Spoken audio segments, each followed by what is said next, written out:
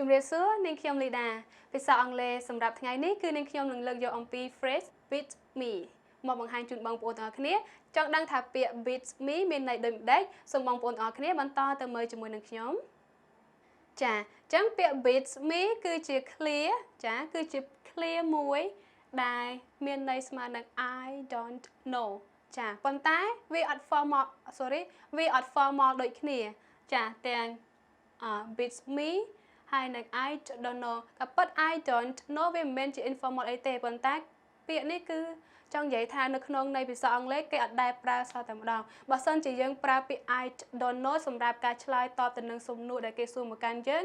គេគិតថាយើងជាមនុស្សដែលឆ្លើយដែលមិនចង់និយាយរកគេចាអញ្ចឹងគឺវាមានផលអាក្រក់បើសិនជាបងប្អូនទាំងអស់គ្នាប្រើពាក្យ I don't know កន្លែងនេះបងប្អូនតើអញ្ចឹងពាក្យ up មានន័យថា I don't know ហើយវាអត់ formal ទេមានន័យថាវាអត់សមស្របនោះទេចាវាអត់សមរម្យមិនចាំសមស្របវាអត់សូវសមរម្យអូខេប៉ុន្តែបងប្អូនអាចប្រើជាមួយនឹងមិត្តភ័ក្តិដូចជាអ្នកដែលស្និទ្ធស្នាលជាមួយគ្នាបានហើយមួយទៀតបើសិនជាបងប្អូនខ្លាចអត់ដែលឮពាក្យនឹងអីចឹងស្រាប់តែជួបទៅអត់ដឹងថាមានន័យម៉េចអូខេអញ្ចឹងវាមានន័យថា I don't know អូខេអញ្ចឹងឆ្លើយតបទៅនឹងសំណួរបែបណាទី1 why is Joe sad ចាតែហេតុអ្វីបានជាចូលគាត់ការຕົកព្រួយម៉េចហ៎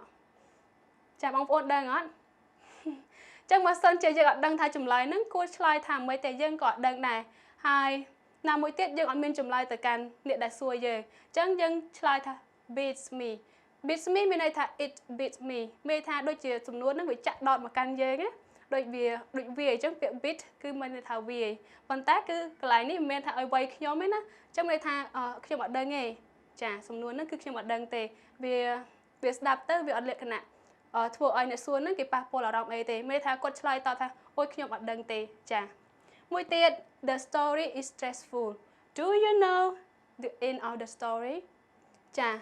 ចឹងដូចនៅក្នុងឧទាហរណ៍ទី2នេះវាមានន័យថាដូចជាយើងកំពុងតែធ្វើ assignment មួយទាក់ទងនឹងការសិក្សាអំពីរឿងឬក៏ប្រវត្តិសាស្ត្រអ្វីមួយចឹងនៅពេលដែលយើងអានទៅឬក៏ស្ដាប់ឬក៏មើលទៅវាដូចជាអូជាអត់ចាប់អារម្មណ៍អីសោះជាស្មុគស្មាញហើយគាត់ក៏បានសួរសំណួរទៅកាន់ដៃគូឬក៏មិត្តភ័ក្តិឬក៏បងប្អូនឬក៏អ្នកណាដែលចង់និយាយថាគាត់សួរថាតើអ្នកបានដឹងថារឿងចុងបញ្ចប់ហ្នឹងយ៉ាងណាអត់ចាគាត់ចង់សួរតែម្ដងមិនបាច់ចាំមើលតទៀតទេប៉ុន្តែនៅពេលដែលម្នាក់នឹងគាត់ឆ្លើយថាម៉េចគាត់អត់ដឹងសោះគាត់ដឹងដែរចាវាសំណួរហ្នឹងក៏ចាក់ដោតមកកាន់គាត់ថាខ្ញុំអត់ដឹងទេចង់យ៉ាងចឹងណាអូខេអញ្ចឹងគាត់អាចឆ្លើយថា beats me I don't know ចាខ្ញុំអត់ដឹងទេអូខេអញ្ចឹងត្រង់ចំណុចនេះបងប្អូនអរគ្នាតន់ចានេះខ្ញុំសូមរំលឹកមកវិញម្ដងទៀតជាមួយនឹងពាក្យ beats me ចាសម្រាប់ប្រយោគសំណួរខ្លះទេឧទាហរណ៍ថាពេលដែលបងប្អូនអ្នកណាម្នាក់បានសួរមកកាន់បងប្អូននៅសំណួរមួយដែលវាអាចធ្វើបងប្អូនរៀងចាក់ដោតរៀងភ្ញាក់ខ្លួនអីចឹងណាអញ្ចឹងបងប្អូនថាឆ្លើយថា beats me I don't know ហ្នឹងហើយប៉ុន្តែជៀសវាងដូចខ្ញុំបានជម្រាបជូនអញ្ចឹងកុំប្រើពាក្យ I don't know សោះតែម្ដងអូខេចាប៉ុន្តែបើសិនជាមានប្រភេទសំណួរផ្សេងទៀតដែលមិនចាក់ដោតដែលមិនមានបញ្ហាទៅធ្វើបងប្អូនឬថារៀងភ្ញាក់រឿងអីទេបងប្អូនអាចឆ្លើយទៅតាមអ្វីផ្សេងទៀតអូខេអញ្ចឹងនៅក្នុងវីដេអូនេះនឹងខ្ញុំក៏មានមួយទៀតទាក់ទងជាមួយនឹង oh dear ឬក៏ dear me ចាអញ្ចឹងចូលមកដល់ចំណុចថ្មីមួយទៀតគឺខ្ញុំលើកយក phrase dear me ហើយនិង oh dear មកបង្ហាញជូនបងប្អូនទាំងអស់គ្នាដែល oh dear ហើយនិង dear me នេះគឺត្រូវបានប្រើនៅក្នុងន័យសម្រាប់បញ្ជាក់ពីអារម្មណ៍រំភើបអារម្មណ៍ពេលខ្លះអារម្មណ៍ទុក្ខសោកដែលយើងភ្លេចធ្វើអ្វីមួយចាអារម្មណ៍សោកស្ដាយអូខេហើយចង់ដឹងថាវាមានន័យបែបណាយើងទៅមើលឧទាហរណ៍ហើយចាំយើងកាត់ន័យនឹងជាមួយខ្ញុំទាំងអស់គ្នាអូខេហើយខ្ញុំនឹងបកប្រែពាក្យ oh dear ឬ dear me ជូនបងប្អូននៅខាងក្រោមចាឥឡូវយើងមើលឧទាហរណ៍ជាមួយខ្ញុំទាំងអស់គ្នា Dear me I forgot to turn off the light អូខេចង់ដឹងថាមានន័យបែបណាកន្លែងប្រយោគនេះគឺមានន័យថាអូព្រះអើយខ្ញុំភ្លេចបិទភ្លើងទៅហើយចាអញ្ចឹងមានថាគាត់បានភ្លេចធ្វើអ្វីមួយដែលគាត់មិនគួរភ្លេចសោះចាតើអត់បងប្អូនទាំងអស់គ្នាអញ្ចឹងមក expression dear me កន្លែងហ្នឹងមានថាអូយមិនគួរណាខ្ញុំភ្លេចទេព្រះអើយ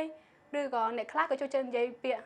ឪអើយម៉ែអើយអញ្ចឹងណាប៉ុន្តែអ្នកខ្លះទៀតមានពាក្យផ្សេងទៀតអញ្ចឹង dear me ហ្នឹងគឺសម្រាប់បញ្ជាក់ពីអារម្មណ៍បែបហ្នឹងចាចឹងឧទាហរណ៍ទី2គឺ oh dear what a bad day I've been having ចាកន្លែងនេះគឺបង្ហាញពីអារម្មណ៍ដែលយើងចង់បញ្ជាក់ថាអុយថ្ងៃនេះមិនក៏ខ្ញុំមានអារម្មណ៍ថាដូច អត់ល្អអញ្ចឹងដូចសូយអីចឹងណាចាអញ្ចឹងគឺគាត់មានថ្ងៃដែរដូចជាថ្ងៃសូយអីគេបាត់លុយអីចឹងទៅឬក៏បែកកង់ម៉ូតូបែកកង់ឡានអីចឹងណាអញ្ចឹងគឺនិយាយថាអូឌីអីចឹងទៅអូព្រះអើយមិនក៏ខ្ញុំមិនក៏ថ្ងៃនេះអីសូយម៉ែអីចឹងណាអូខេអញ្ចឹងបងប្អូនអាចប្រើអូឌីឬក៏ dear meet បានទាំងពីរយ៉ាងចាហើយគឺអត់មានលក្ខខណ្ឌអីទេគឺលក្ខខណ្ឌគឺបងប្អូនប្រើនៅក្នុង